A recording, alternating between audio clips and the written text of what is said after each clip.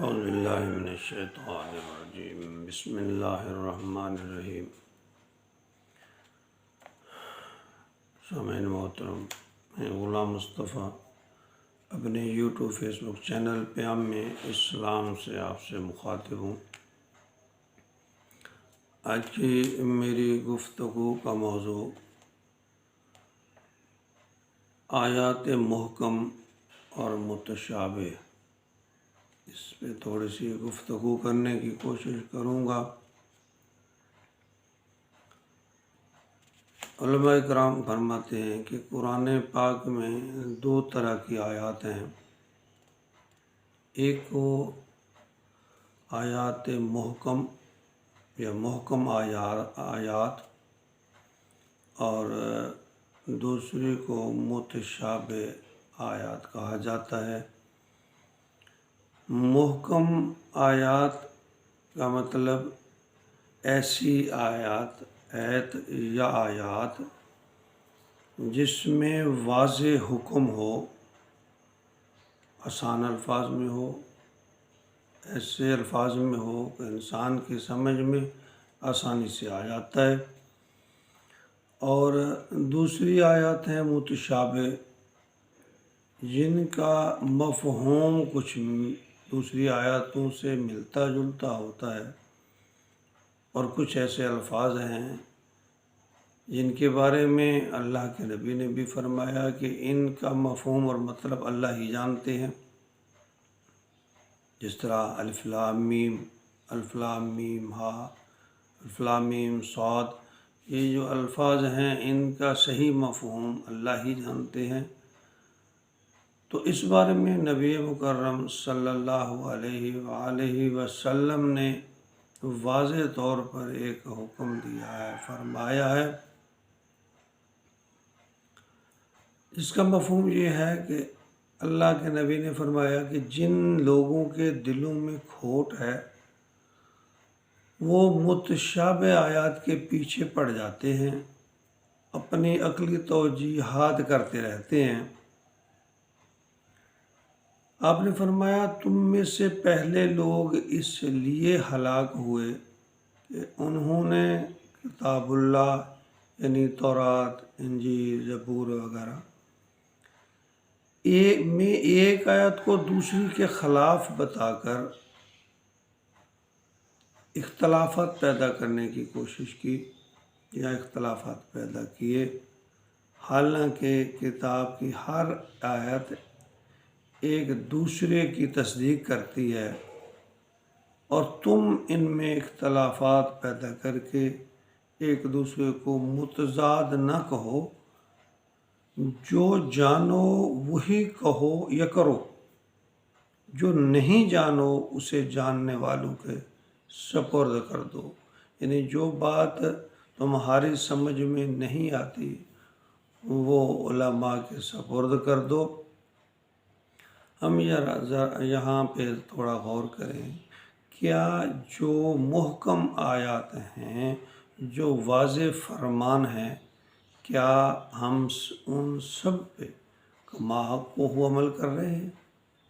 نماز کے بارے میں واضح فرمان ہے کہ اللہ کے لیے نماز پڑھو، رکوع کرنے والے اور سجود کرنے والوں کے ساتھ رکوع اور سجود کرو۔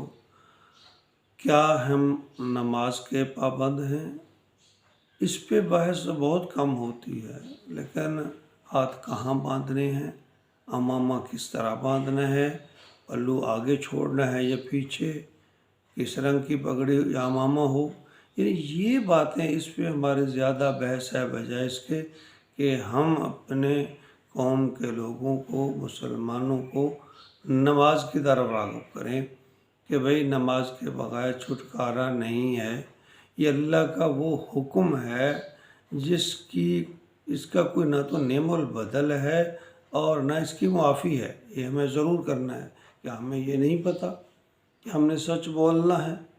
کیا ہمیں یہ نہیں پتہ کہ ہم نے ہمسائے کے حقوق ادا کرنے ہیں، چھوٹوں پہ شفقت کرنی ہے، بڑوں کا احترام کرنا ہے، والدین کی خدمت کرنی؟ کیا یہ باتیں ہمیں پتہ نہیں؟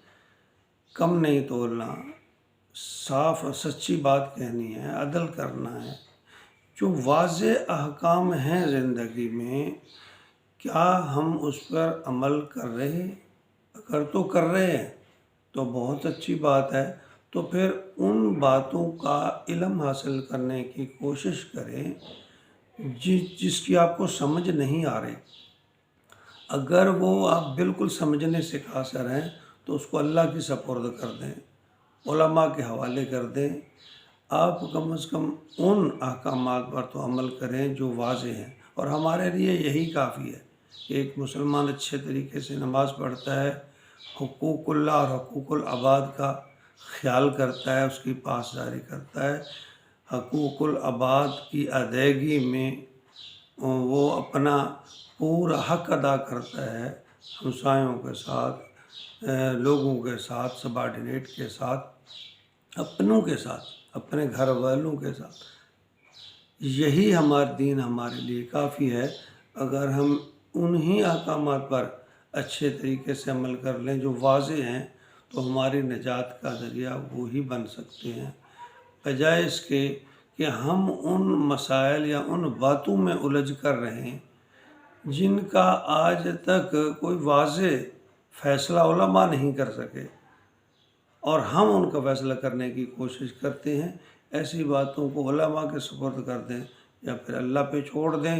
جن باتوں کے بارے میں ہمیں علم ہے، ان باتوں پر، ان اچھی باتوں پر ہم عمل کی کوشش کریں۔ اللہ تعالیٰ ہمیں بے جا بحث، تکرار اور ایک دوسرے کو جھوٹا ثابت کرنے کی کوشش، ان سب باتوں سے اللہ تعالیٰ ہمیں بچائے۔ جو جتنا جس پہ عمل کرتا ہے اللہ تعالیٰ اس کو اجر دیں۔ اللہ تعالیٰ کہتے ہیں انما الاعمال بالنیات۔ آپ صاف نیت کے ساتھ، ایمان کے ساتھ اللہ اور اللہ کے رسول کی بات کو ماننے کی کوشش کریں۔ اللہ نے کوشش مانگی ہے، نتیجہ نہیں مانگا، نتیجہ اللہ کے ہاتھ میں ہے۔ آپ جتنی کوشش کریں گے بہتر سے بہتر کرنے کی، اچھا سے اچھا کرنے کی، اللہ تعالیٰ آپ کو اس کا اجر دیں گے۔ تو یہ فروعی مسائل یا فروعی باتیں، ان پر بے جا بحث اور پھر یہ جھگڑے کا سبب، فساد کا سبب، مسلمانوں کو ان سے فائدہ نہیں ہوتا، الٹا نقصان ہوتا ہے، اختلافات پیدا ہوتے ہیں، جھگڑے پیدا ہوتے ہیں۔ اور میں تو معذرت کے ساتھ یہ بھی کہوں گا، ہمارے بڑے بڑے علماء کرام سوشل میڈیا پر بھی دیکھیں، وہ سب ایک دوسرے کو جھوٹا ثابت کرنے پہ لگے ہوئے ہیں۔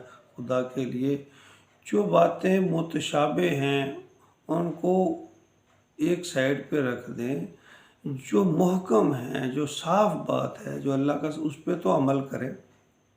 اللہ تعالیٰ ہماری مدد فرمائے، ہمیں احسن طریقے سے نبی اکرم صلی اللہ علیہ وسلم کے اسوہ حسنہ کے پر چلتے ہوئے اپنی زندگی کو گزارنے کی توفیق عطا فرمائے۔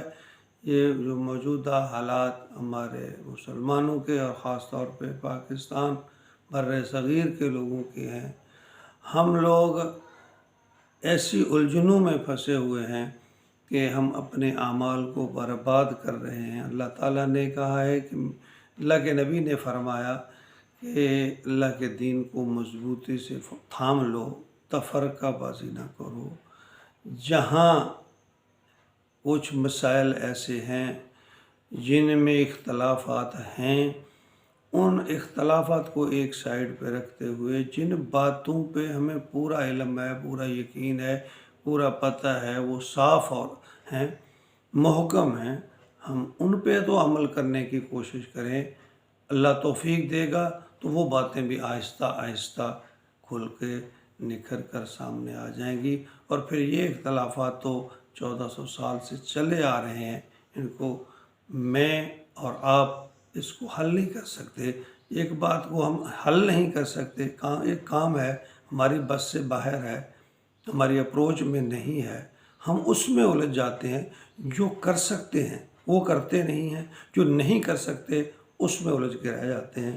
اللہ تعالیٰ ہمیں دین کی صحیح جو ہے وہ عقل اور سمجھ، بوجھ اور عطا فرمائے، اور پھر اس پہ عمل کی توفیق عطا فرمائے۔